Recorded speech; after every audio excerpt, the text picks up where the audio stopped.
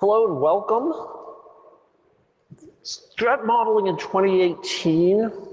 Why do you want to listen to me talk about this? Maybe some of the reason is I've done a lot of things around threat modeling. I wrote a book, I created a game, I shipped some software out of Microsoft to help people do this. And people have been asking me since I wrote that book, what's new in threat modeling since you did that? And my answer was sort of, not much, not much. And then I started looking at it and I said, well, there's some changes happening. And so I put this talk together as a way to give you my perspective and share with you what I'm seeing as changing in the practice of threat modeling. Also about me, I helped create the CVE, I'm on the review board here. I'm going to mention a lot of products as I go. None of this is intended as criticism, it's just intended to make things concrete. And so with that, when people ask me, what's changing in threat modeling, I ask what's changing in the world. And to me, threat modeling is a way of looking at the world. And so the changes in the world are reflected in the way that we threat model. And so we've seen really interesting news stories just this year. There was a death caused by swatting where someone spoofs a phone number, calls 911 and says there's a crisis at this address. We saw a self-driving car impact and kill a pedestrian. We've seen the rollout of GDPR privacy regulations, which actually have a lot of impact on threat modeling and the economics of it. We get to use phrases like, I got root on the vacuum cleaner. The fellow you see in the bottom middle is President Trump. No, the fellow on the other side of that is Kim Young Choi, who the FBI has publicly said was responsible for the hacking of Sony Pictures. The stuff we do has different consequence. It's bleeding into the world outside of just exploitation. These things matter in different ways. They're used in different ways. And then just a fascinating little story. The Dutch spies broke into IoT video cameras in a Russian military facility, read over the people's shoulders to figure out what computers they were hacking into. Cameras are better than we expect, and we'll talk about that. So when I think about 2018 in a nutshell, it's 2018, we need some cat video. And what you see here is a sophisticated attacker deploying tools against an IoT defensive system.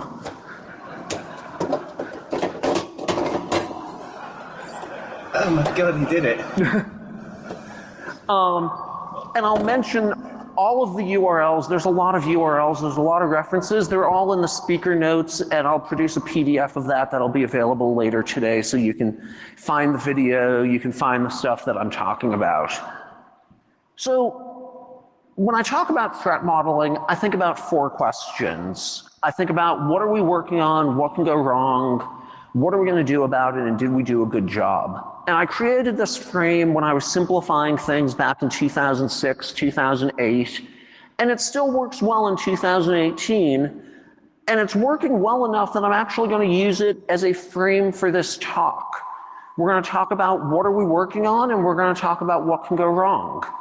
In the what are we working on part of this, I'm also going to talk about how we're working on it, because first, the fast-moving world of cyber. There are new things happening. We need to threat model them.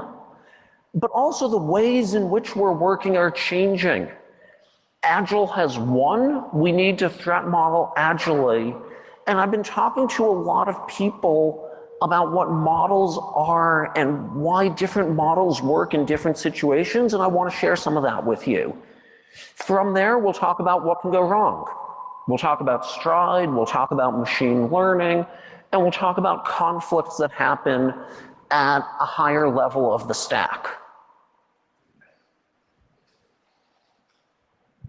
With that, let's talk about the fast-moving world of cyber. It's really popular to say that everything is changing so quickly. The world is changing, new stuff is happening every day. I mean, here it's easy to get overwhelmed with the new vulnerabilities, the new exploits, the new techniques, all the cool stuff that brings you to Black Hat.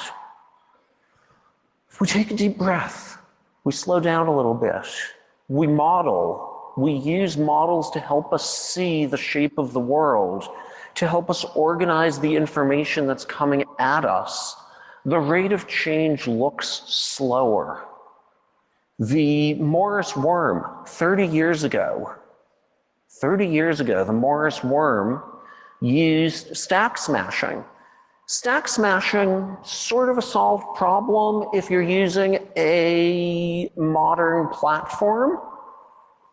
We've got ASLR, we've got DEP, we've got all sorts of defenses that make it really, really challenging to write a buffer overflow the way we did 20, 25 years ago. The Morris worm used passwords. And guess what? We're still seeing passwords and password leaks and password problems every day.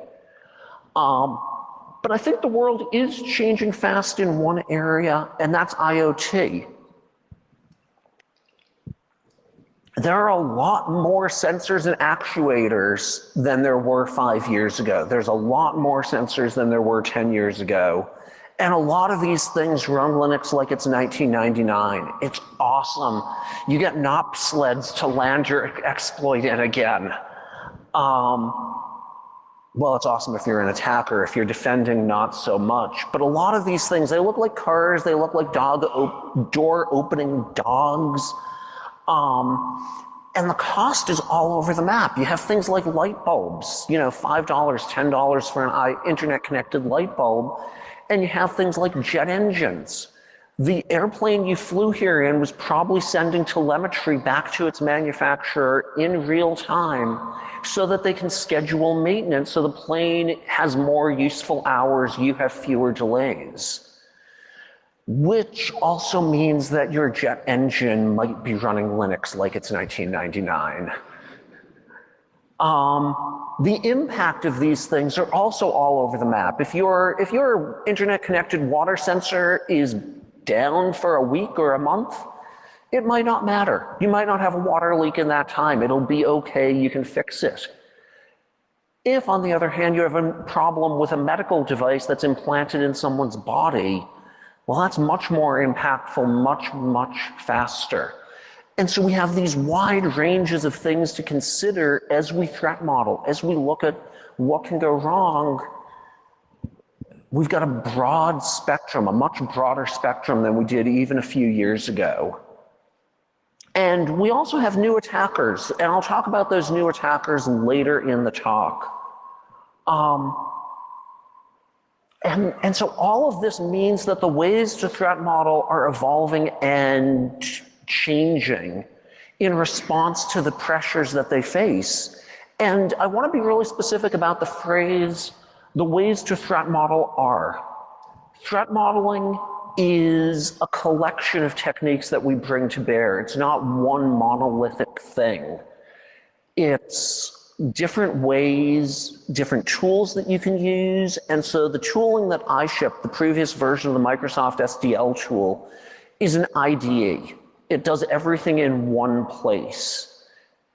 And in the last year, we've seen some really interesting new tools. Tudomenic, a British company, has a service. And what you do is you upload a diagram and they give you a spreadsheet of threats. It's discrete tooling that does one thing well. Well, that's a whole different model. And then there's a company, Arius Risk, I'm on their advisory board, disclaimer there, but I'm there because they're doing interesting things about scaling threat models across lots and lots of enterprise applications. They're much smaller threat models, they're much faster, and all of this is the ways that threat models are evolving, and our tooling and ability to engage with those changes is evolving. The approaches, I believe Stride still works well. I'll talk about it more. I think the kill chain approaches are really coming into their own as threat modeling tools, and I'll talk about how to do that. But I want you to think about threat modeling. There's 4 questions as building blocks. What are we working on? We have a set of interchangeable blocks we can use. What can go wrong? We have a set of interchangeable, not quite interchangeable, but we have a set of ways of answering that question that we can use in the right circumstance. And when you think about it, it helps you adjust what you're doing in your threat modeling activity to these changes. You don't need a whole brand new threat modeling approach because of IoT. You need to make some changes. You don't need to have a whole brand new threat modeling approach because your company is now doing everything in an agile way. You need to adjust the building blocks you're using a little bit. And so brings us to Agile. And frankly, Agile has won, and that's a fine thing. And when I think about threat modeling, people often say, but the way you talk about threat modeling is waterfall-y. Okay, yes, it is a little waterfall-y because it's easier to conceptualize when we model development as a waterfall than when we think about these interlocking agile cycles or fast CI/CD cycles. But the thing that I believe very deeply is that threat modeling is no more inherently waterfall-y or agile than Ruby. You can use Ruby in a waterfall process, you can use Ruby in an agile process. Same thing for threat modeling. And so when you do this, in the waterfall world versus the agile world, the skills, the techniques, the tools that you use are super similar. They can be the same. The scope is very, very different. The deliverables are very, very different. And so you can bring these skills that you've acquired, however you learn to threat model. And when I think about Agile, when I think about these 4 questions, there's a lot on this slide. And the reason there's a lot on this slide is I wanted you to be able to take it in at a glance. So down the left column are the 4 questions. System model, what are we working on? Threats, what can go wrong? Fixes, what are we going to do about it? Quality, test, did we do a good job? And so when I think about threat modeling, something like Windows or a big travel site or a big social networking site, you can take it all and say, wow, this is this big complex thing. And that's the waterfall approach. And you can say, what are we working on in this sprint? In the agile world, you can just say, what are we working on in this sprint? Let's threat model that. Maybe it's complicated. It's something that crosses over a trust boundary in some new way. Maybe it's something very simple. We're building a new recommendation engine, and so it's taking in the same data. It's emitting the same sorts of recommendation structures. That's a very simple threat model. But we scope it down to what we're working on, and I'll talk about security debt in a minute. We find threats the same sort of way. We find the threats using Stride, using Killchain, whatever the techniques are, and our fixes go from we're writing test plans and mitigations to we might have a security acceptance criteria for the release. We might have some controls that go into the backlog. They're too big to fit into that particular release. And so making the shift is a shift of scoping and a shift of deliverables. And a lot of people ask me, but Adam, I'm starting out threat modeling. I need a big system diagram. I need to understand how everything comes together, right? Well, it's hard to get there. It's hard to convince people in an agile world that they should stop and create this big map of everything. I see you agree with me a little bit there. So what you can do is just start with whatever the team is working on. Do some very simple threat modeling around that. Demonstrate some value. And over time, people will say, oh yeah, and this component over here has this problem. Good, you notice that. We'll accumulate that knowledge, we'll put it in the backlog, and over time, the act of creating an all-up system diagram might be the sort of refactoring or big complex work that gets its own sprint. But we actually have an advantage. It's an important advantage, which is 2018 involved GDPR coming along. And GDPR said you need to know where your data is going for European privacy regulators. Someone else did all the work to find out where all your data flows are.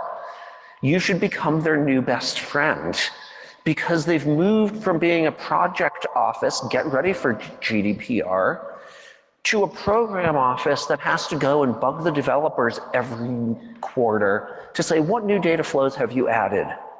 Well, maybe you and the GDPR folks can team up and keep those diagrams that they created up to date. You can use them for broader analysis of what can go wrong, and you can develop deeper threat modeling.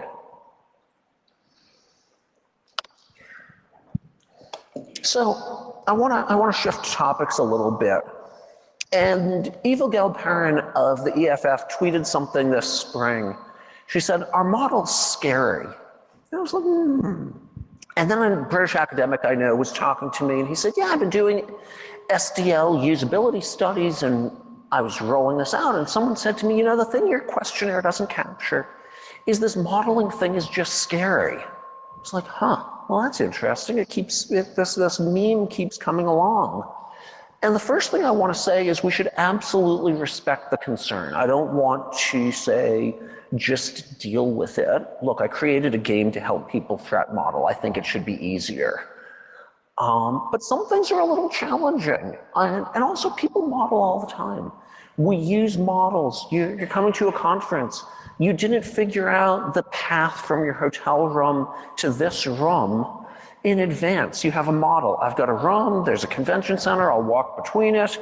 You're abstracting away important details that you had to know about. We're good at modeling many things, but in a world where we generate code automatically, it's scary to ask people to do things that will require thought. It's scary to ask them to do things where figuring out what is right and what is wrong is not obvious. And so, yeah, models are scary, and I have a little quiz for you. We've got two models of a car here. There's a model of a Lego car. Who thinks the model of the Lego car is a better model? We've got a few hands. Who thinks the Hot Wheels model is a better model? Got a few hands again. Many of you are not committed. Many of you might think that this is a trap of some form. I don't know why you'd think I would put you in a trap of some form. But the answer is you're all right. The Lego model is more fun to build. You can reuse the parts in interesting ways. And it's lower fidelity, right? The Hot Wheels model is more resilient when a 4-year-old steps on it or throws it across the room. It shows the curves of the car more accurately. And so models are useful depending on what you want to get out of them. There is no best model. And statistician George Box liked to say that all models are wrong and some models are useful. And I find myself quoting him about once a day because this is just really deep truth. All models, the nature of a model is you eliminate details so that you have something that's easier to construct or work with. And therefore it is by definition wrong. We should judge models on usefulness. And one of the places that models are useful, and I'm borrowing here from John Allspaw, who is the CTO at Etsy. He's got a great blog where he talks about the practice of engineering. And he talks about the difference between dialogue and discussion. And a dialogue is when we have a back and forth, like a platonic dialogue, we together are searching out the truth. And we're learning from one another. And that exploration, that what if, that prototyping precedes the act of making a decision. And a decision is saying we're going to do this, not that. And models play into this, right? A whiteboard model is great for what if. It is great in dialogue. And as an engineering project moves from brainstorming to delivery to production, it goes through phases. And in the beginning, we have a dialogue where we have pictures on a whiteboard, we're talking on Slack and maybe even still email if you're old-fashioned. At some point, someone says, hey, we'll write a specification for this. And the diagram moves. It goes from the whiteboard into Visio or into OmniGraffle or whatever it is you're using. And maybe if this is a spec a lot of people are going to read, it gets put into Photoshop so it gets really pretty. Each of these involves energy. Each of these involves work. And if there's one thing that I get from the Agile people I collaborate with, it's that they love eliminating work from their programs. And so we can ask ourselves, which of this work is important for which pieces of the things that we're working on in which projects? And the answers can be different. That's okay. The ways to threat model are, we can do more than one thing, and we can do the thing that's appropriate for our project. If all we want is a dialogue about a bunch of possibilities, we go to the whiteboard, we have a conversation, we discover that one has more good properties than others. We take a note, we take a picture, we're done.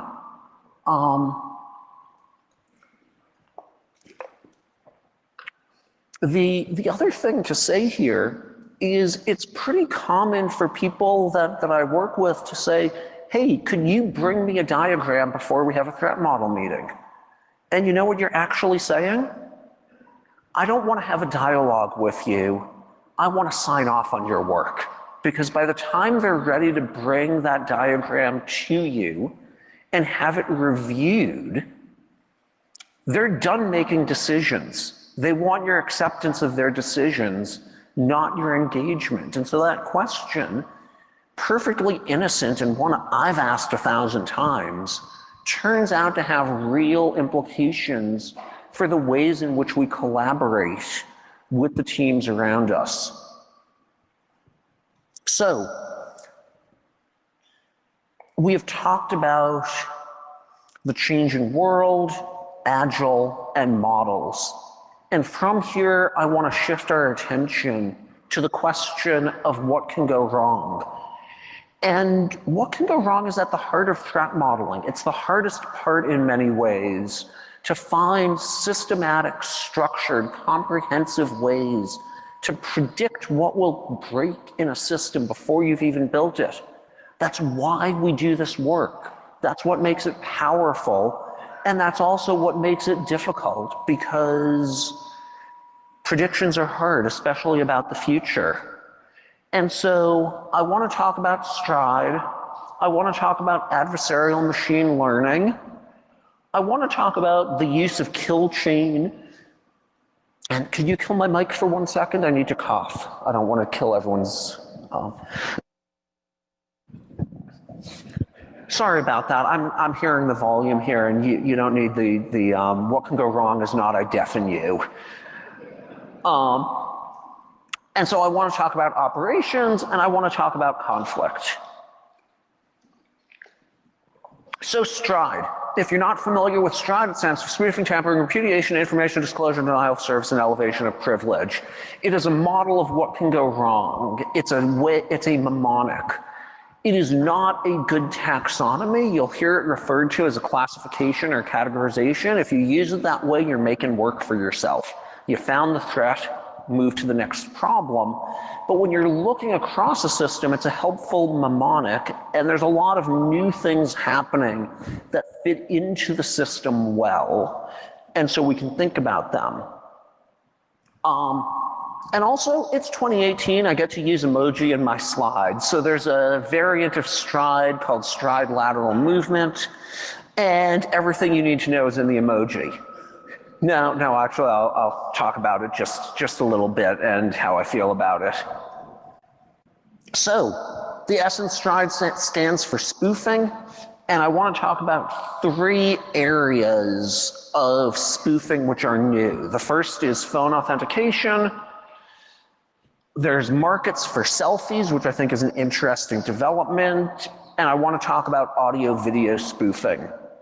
So first, NIST has deprecated the use of SMS for authentication. If you rely on text messages for authentication,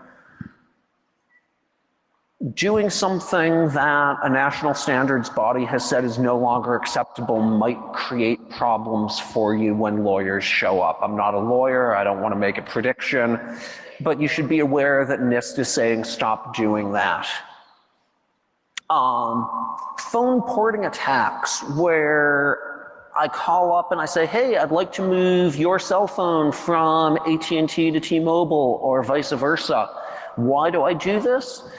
Because all of your Bitcoins are stored in a way that's protected with 2-factor authentication, and so stealing your phone number allows me to steal all of your cryptocurrency. That's the only cryptocurrency thing I'm going to say in this talk. I apologize if you're here for that. And lastly, I see a rise in scammetry, and scammetry is a term for a legitimate company mimicking a scammer, where they do something that is indistinguishable from the behavior of a scammer. Your bank calls you and says, hi, this is your bank, I need your social security number. And you say, how do I know you're not a scammer? And they say, well, look at your caller ID. No, the right answer is let me call you back at the number on the back of my card, and teach people that that's what they should be doing, because that's way safer, except see above about phone porting attacks. So markets for selfies and facial recognition in general. So in April 2016 or so, MasterCard announced pay with a selfie. Woohoo, cool.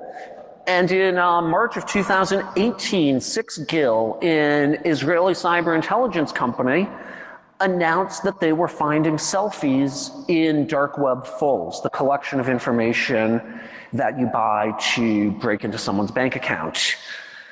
So the other thing up here is this hat. And if you look carefully at this hat, there's my laser. There are little LEDs here, and these are infrared LEDs. And what they are doing is shining bright light on the face of the person wearing the hat so that it fools facial recognition systems into authenticating them as someone else. The attacks on biometrics are getting really interesting. I wish more people from the biometrics world would talk to the threat modeling world. I think that would be a useful thing. So there's also spoofing of audio. There's a whole field called voice cloning. There's a set of companies up there that I found poking around at this. And so if you have, like when I call my bank, it's awesome now. I don't have to give them my password because they listen to my voice and they run a biometric in the background to determine if I'm me. I don't know how well that works against voice cloning. I hope they do. And you can think about who saw the video of Google Duplex, the Google thing that was making a phone call and making an appointment with your for a haircut. So some of you saw this. Really interesting video. And when I add voice cloning into that, so that now you get a call from the CEO saying, hey, Alice, I need you to pay this vendor $50,000, and it sounds just like the CEO. Wow, BC is going to become really interesting. Or you get a call from your significant other and they're like, hey honey, the Netflix isn't working, what's the password? And because passwords have always been with us and always will be, you use the same password for Netflix in your bank, right? That's pretty nervous laughter. So when your sweetie calls you and says, I need the Netflix password, you give it to them because we're used to using biometrics. We're used to using these human factors as ways to authenticate people. Now there's also the spoofing of video, and this is really scary stuff. It's really disturbing stuff as well, and I recommend girding yourself if you choose to search for it, because a lot of the ways in which it's used are to put people into adult video they didn't participate in, and that's really horrific for the people who are put into those videos. But you can create these new videos using machine learning, and I was able to find a work-safe example which I wanted to share with you here, so you can see how it... We're entering an era in which our enemies can make it look like anyone is saying anything at any point in time, even if they would never say those things. So, for instance, they could have me say things like, I don't know, Killmonger was right, or Ben Carson is in the sunken place, or, how about this, simply, President Trump is a total and complete dipshit. Now, you see, I would never say these things, at least not in a public address, but someone else will. Someone like Jordan Peele. And notice the gestures and the head movements are different. Moving forward, we need to be more vigilant with what we trust from the internet. It's a time when we need to rely on trusted news sources. It may sound basic, but how we move forward in the age of information is going to be the difference between whether we survive or whether we become some kind of fucked up dystopia. Thank you. And stay woke, bitches.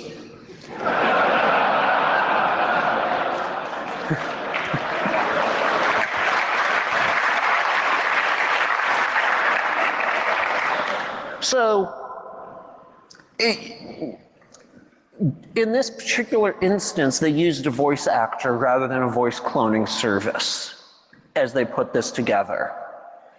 But you can see this becoming commonplace. The technology is available to create these. It's only going to get faster and better. And so when we start to think, you know, I was opening a new bank account for my business, and that part of the process was a short video call in which I displayed my ID. It was sort of cool. I don't think they've seen this video. Nope. Sorry, no more Jordan Peele or President Obama.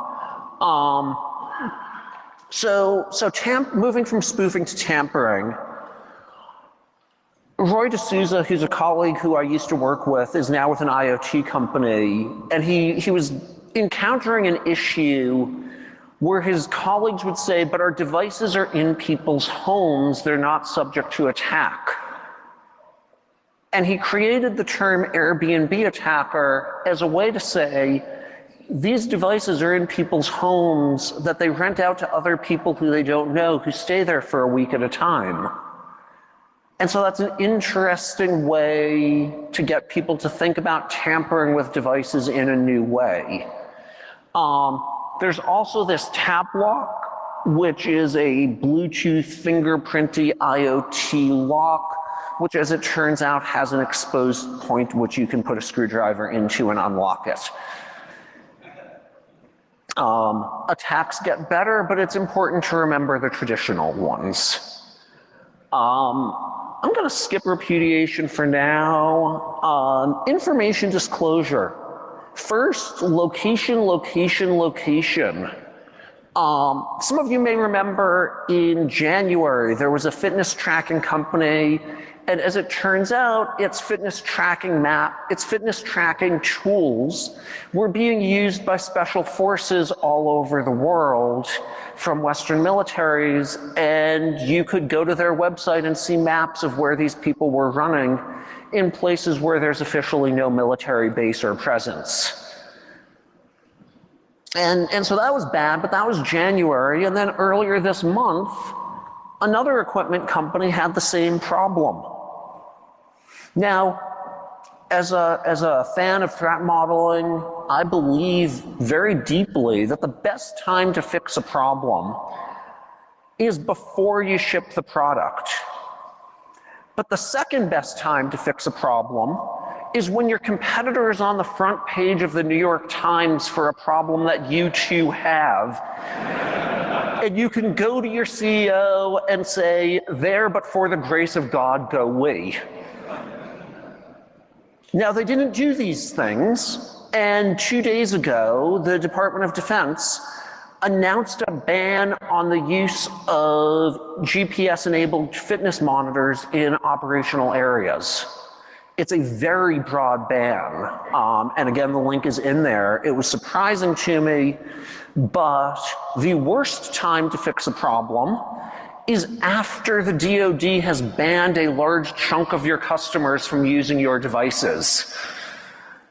The best time, just as a reminder, is by threat modeling and finding it before these problems have occurred. So location is fun, but there are lots of sensors, and mobile phones are driving the cost of sensors down and the quality of sensors up in amazing and unintuitive ways. There was an attack a couple of years ago where the accelerometers in Android reveal your password to any app on your phone because as you move just a little bit, the accelerometers are that sensitive. Unexpected.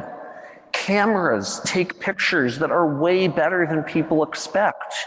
And so we see pictures of documents that shouldn't be public because people don't expect the camera to blow up the picture to blow up that way. If the lens is far away, you're safe. Nope, you're not. All of this leads to exciting new information disclosure. And so tracking data flows from those sensors to wherever the data is going becomes more and more important.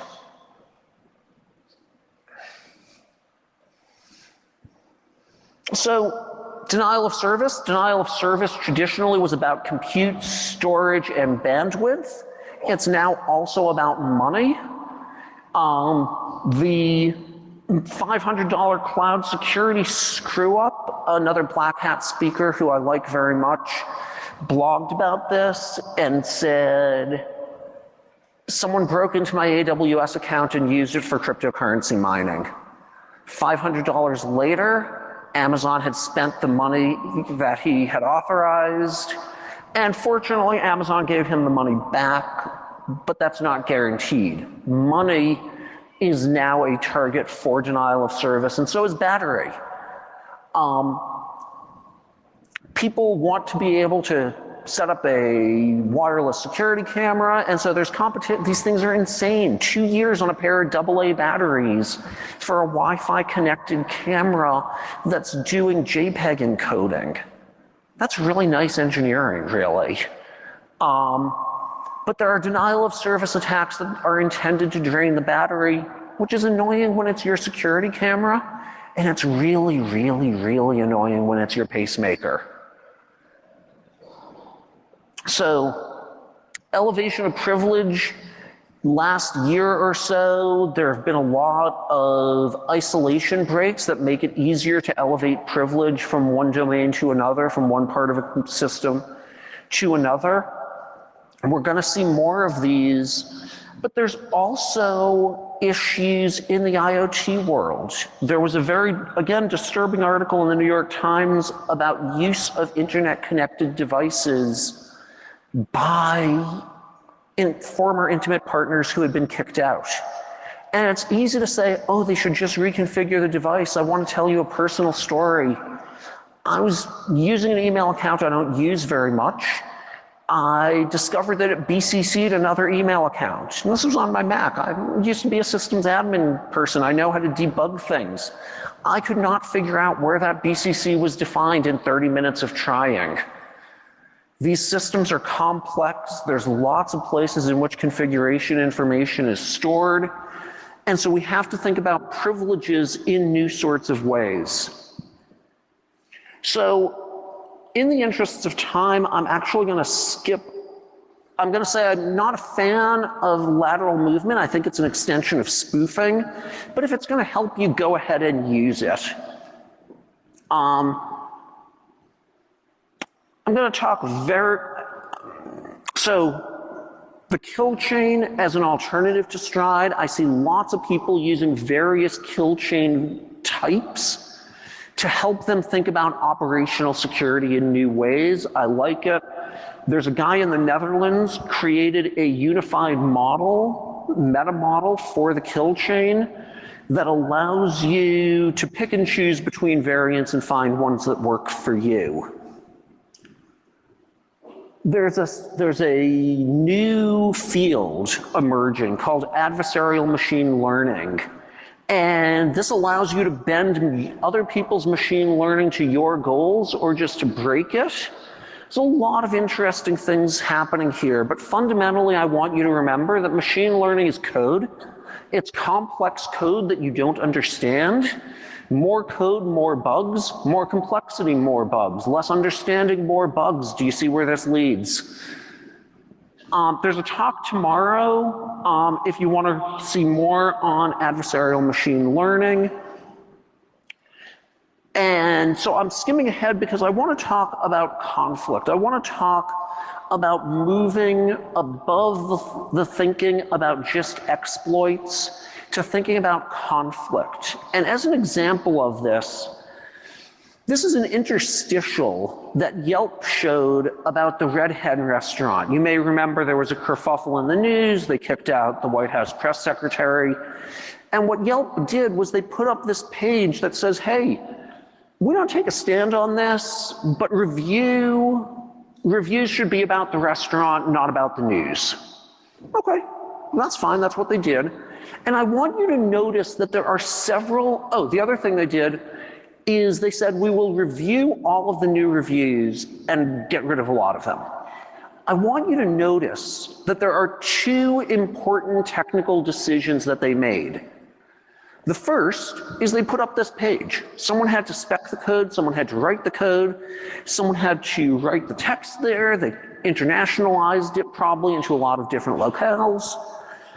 They did engineering work in response to the use of their platform in this social conflict. The other decision they made is to put these things into review rather than just locking the review for some number of days, right? Lock it for something between 10 and 15 days. Don't tell people so they can't put a calendar reminder. Most of them will have forgotten before they come back to write the mean review or the glowing review. You can make technical choices about what to do in these situations. And so we can think about applying the 4-question frame. What are we working on? Some system that has user-generated content, that has social content. What can go wrong? All sorts of conflict. Trolling, death threats. We've all seen these things. What are we going to do about it? Our intuitive fixes don't work as well as we'd like, and did we do a good job? Well, we've got another emoji here. And so a bunch of people have been doing really interesting work on extending threat modeling to conflict. Shireen Mitchell and John Pincus have some attack trees I'll show you in a second. Amanda Lewandowski built a tool called Sculpt that's an explicit analog to Stride so that we can start thinking about these as problems that we can engineer around, or we can engineer in, excuse me. And so we've got an attack tree. This is by John and Shireen. And if we want to harass a person, we can trigger them, we can flood them, we can make them look bad. This looks like the same sort of thing we do with other threats. We can learn to work in this space in this way. What to do? The obvious fixes fail. Turns out that real name policies make trolls more virulent. Oops. But there are successes. Nextdoor is a social network for as a social network for neighborhoods. They had a problem with people using a lot of racially profile language that seemed to be racial profiling in their posts. And they said that's bad, they didn't like it, there was a media cycle, there was another media cycle. So what did they do? They did what agile teams do. They ginned up a bunch of things and they did A/B tests. And then they evolved them and they did some more A/B testing. And when they were done, they found that they had reduced racial profiling in their posts by 75%. That's good. Is it great? No, we'd all like to see them do better, but they're using the tools of software engineering to address these problems. So what do? The fixes are less obvious. We really need expertise in human behavior. We need sociologists, we need anthropologists, we need people who frankly are better than we as engineers. That's a weird sentence. We as engineers are not very good at the human side of things a lot of times. We need people who focus on that. There are smart people who have useful things to contribute to this conversation along with us. And I believe that we need a catalog of effective design patterns. So to summarize, Stride instances are evolving. There's new and interesting variants. Adversarial machine learning is fun, and it's going to get way more fun for the attackers and way less fun for you. And conflict is really looming over us. I really see the conflict end of this being what I'm going to be talking about a lot in the next couple of years. So a few key takeaways for the talk overall. First, the fundamentals of threat modeling remain important and effective. Second, the details of what we're working on, how we're working on them, and the threats, all of these things are changing. Lastly, conflict modeling is going to be big. I'd like to say thank you very much. I also want to mention, since you are here, there is an increasingly active threat modeling community on the OWASP Slack channel. Be great if all of you could join us. If you're interested in this, please do. I am actually approximately out of time, and so rather than taking questions here, I'm just going to say thank you so much for your time and attention, and happy to take questions afterwards.